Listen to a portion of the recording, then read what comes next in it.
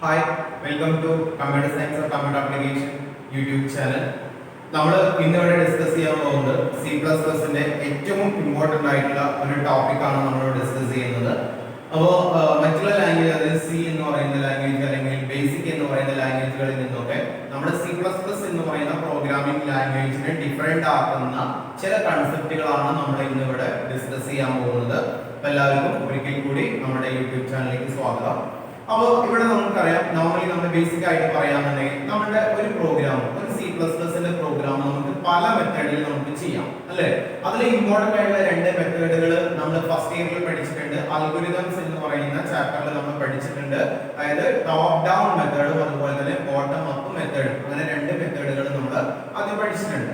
ഏകദേശം ആ ഒരു കൺസെപ്റ്റ് വെച്ചുകൊണ്ടാണ് നമ്മൾ ഇത് ഡിസ്കസ് ചെയ്യുന്നത്. അപ്പോൾ ഇവിടെ ഒരു പ്രോഗ്രാം, ഒരു C++ പ്രോഗ്രാം എങ്ങനെ അറേഞ്ച് ചെയ്തിരിക്കുന്നു, എങ്ങനെ ഓർഗനൈസ് ചെയ്തിരിക്കുന്നു, അതാണ് നമ്മൾ, അല്ലെങ്കിൽ ഏതൊക്കെ മെത്തേഡിൽ നമുക്ക് C++ പ്രോഗ്രാമിനെ ഓർഗനൈസ് ചെയ്യാം, അല്ലെങ്കിൽ റെഡിയാക്കി വെക്കാം, അല്ലെങ്കിൽ എങ്ങനെ നമുക്ക് പ്രോഗ്രാമിംഗ് ചെയ്യാം, അതിനെ കുറിച്ചിട്ടാണ് നമ്മൾ ഈ ഒരു ക്ലാസ്സിൽ പഠിക്കുന്നത്.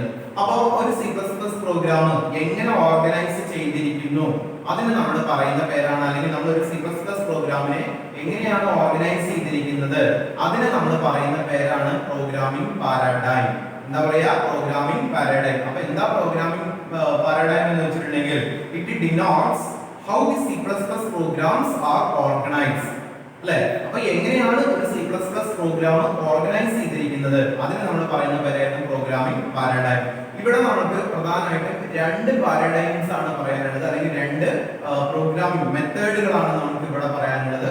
ഒന്ന് നമ്മുടെ പ്രൊസീജറൽ ഓറിയന്റഡ് പ്രോഗ്രാമിംഗും അതുപോലെ തന്നെ ഒബ്ജക്റ്റ് ഓറിയന്റഡ് പ്രോഗ്രാമിംഗ്. നമുക്ക് രണ്ട് പ്രോഗ്രാമിംഗ് പാരഡൈംസ് ആണ് നമുക്ക് ഇവിടെ പറയാനുള്ളത്.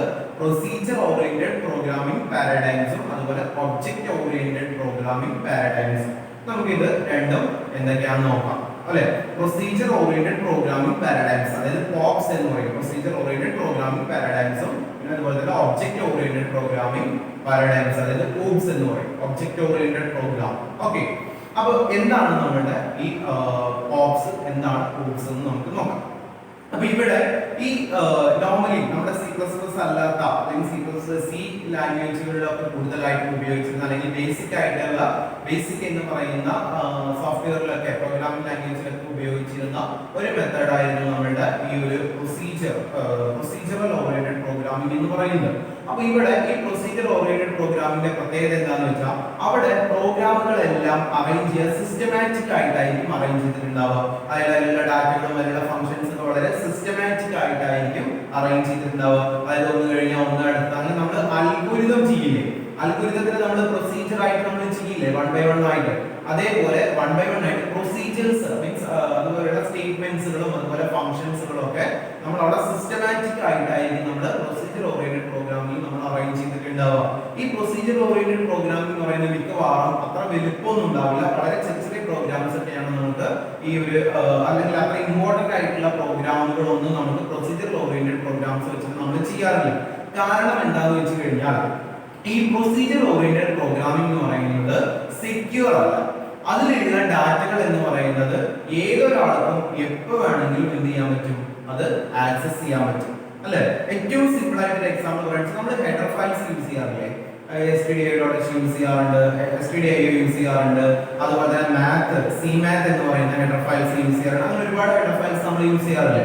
ഈ ഹെഡർ ഫയൽസ് എന്തിനു വേണ്ടിയിട്ടാണ് യൂസ് ചെയ്യുന്നത്? അതിന്റെ ഉള്ളിലുള്ള ഒരു കൂട്ടം ഡാറ്റകളെയും ഫംഗ്ഷൻസിനെയും നമ്മുടെ ഈ പ്രോഗ്രാമിലേക്ക് കൊണ്ടുവരാൻ വേണ്ടിയിട്ടാണ് നമ്മൾ ഹെഡർ ഫയൽസ് യൂസ് ചെയ്യുക, അല്ലെ?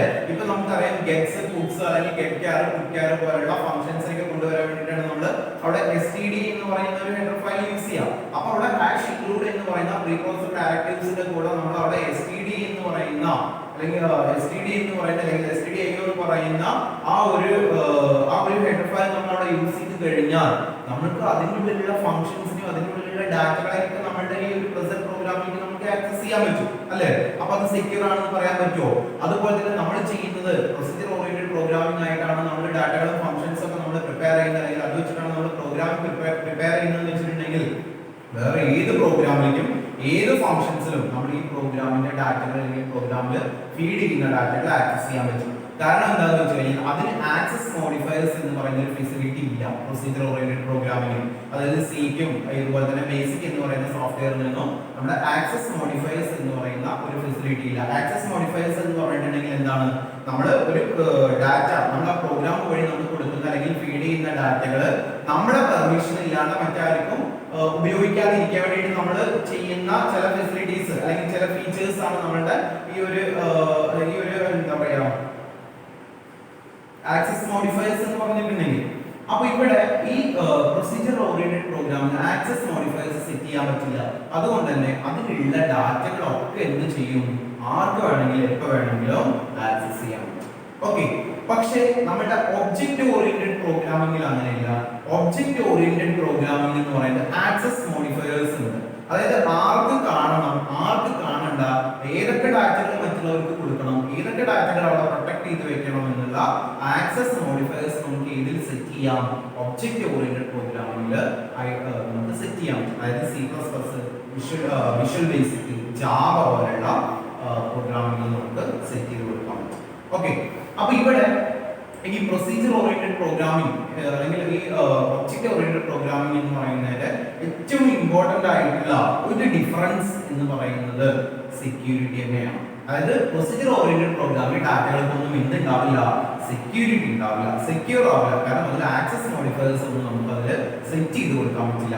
പക്ഷെ ഒബ്ജക്റ്റ് ഓറിയന്റഡ് പ്രോഗ്രാമിംഗ് അങ്ങനെയല്ല, നമ്മൾക്ക് പ്രൈവറ്റ്, പബ്ലിക്, പ്രൊട്ടക്റ്റഡ് പോലെയുള്ള ആക്സസ് മോഡിഫയേഴ്സ് നമുക്ക് എന്ത് ചെയ്യാൻ പറ്റും, അതിൽ യൂസ് ചെയ്യാൻ പറ്റും. ഓക്കെ, അതിന് ഒരു എക്സാമ്പിൾ പറയാം. ഇപ്പൊ ഞാൻ നിങ്ങളുടെ ക്ലാസ്സിൽ ഫസ്റ്റ് ടൈം ആയിട്ട് വന്ന് നിൽക്കുന്ന ആളാണ്, ഫസ്റ്റ്ലി ജോയിൻ ചെയ്ത ടീച്ചറാണ് ഞാൻ നിങ്ങളുടെ ക്ലാസ്സിൽ വന്നു നിങ്ങൾ എന്നെ കാണുന്നു.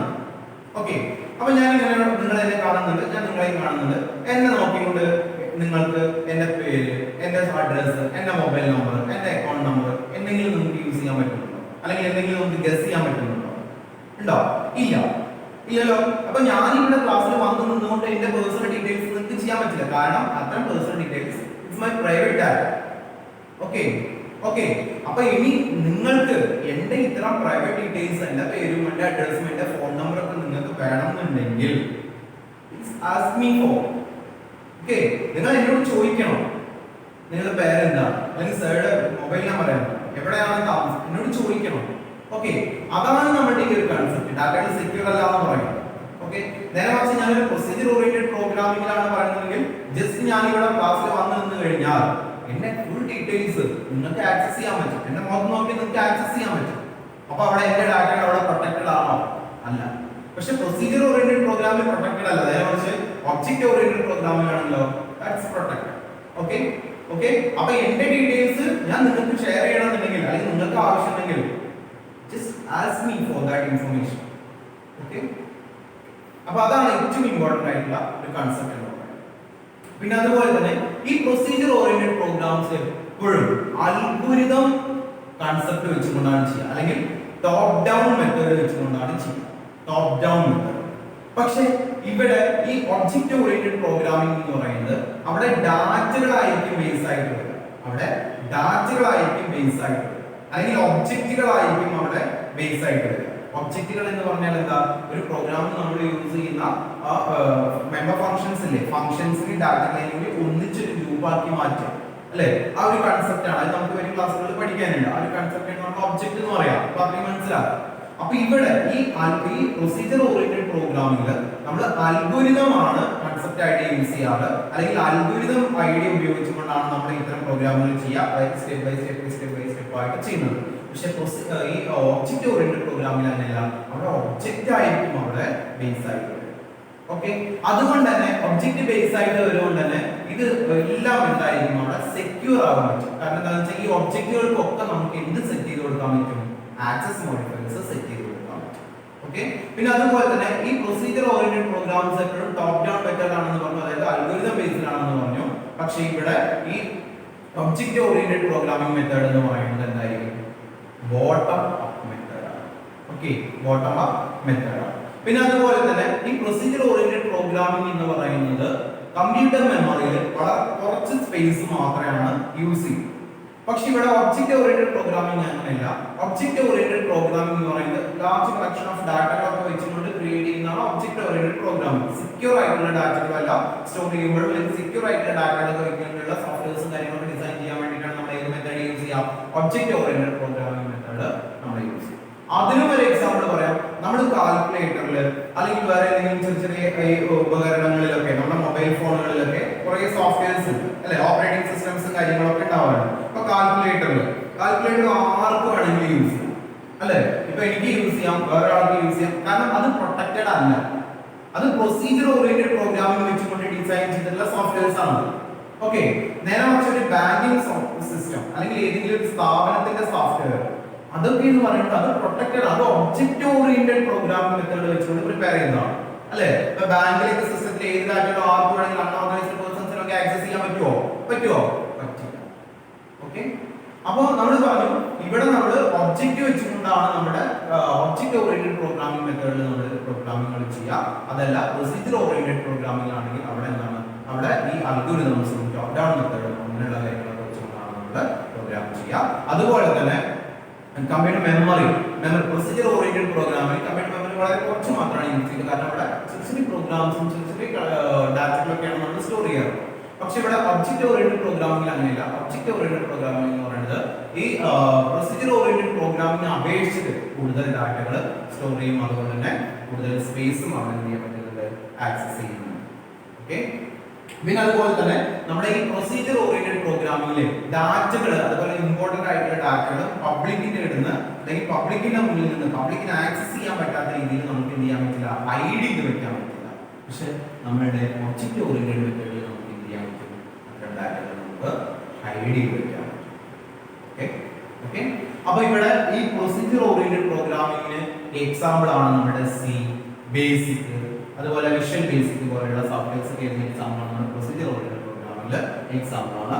ഒബ്ജക്റ്റ് ഓറിയന്റഡ് പ്രോഗ്രാമിംഗ് സോഫ്റ്റ്വെയർസിന് എക്സാമ്പിൾ ആണ് നമ്മുടെ സി പ്ലസ് പ്ലസ്, അതുപോലെ തന്നെ ജാവ പോലെയുള്ള സോഫ്റ്റ്വെയർസ് ഒക്കെ നമ്മുടെ എക്സാമ്പിൾ ആണ്. ഓക്കെ.